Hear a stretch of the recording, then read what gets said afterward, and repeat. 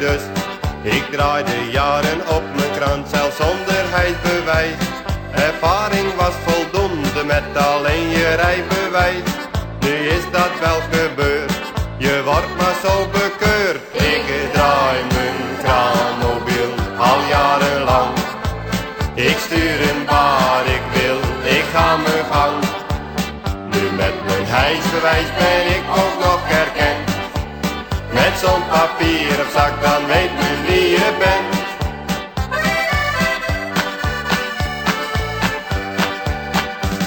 Mijn kraan dat is geen kleintje, hij tilt 35 ton. Ik had geen kraandiploma toen ik met dit werk begon. Het was hier ook niet nodig en ik deed het met plezier.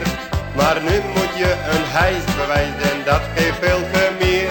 Het is waar wat men je vraagt, toch ben ik nu geslaagd. Ik draai mijn kraanmobiel al jarenlang. Ik stuur hem waar ik wil, ik ga mijn gang. Nu met mijn hijsbewijs ben ik ook nog erkend. Met zo'n papier op zak, dan weet men wie je bent.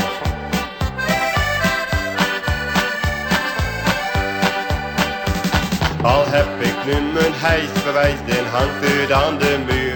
Er is niet veel veranderd, want ik draai nog steeds secuur. Gelukkig zijn mijn avonden nu helemaal weer vrij.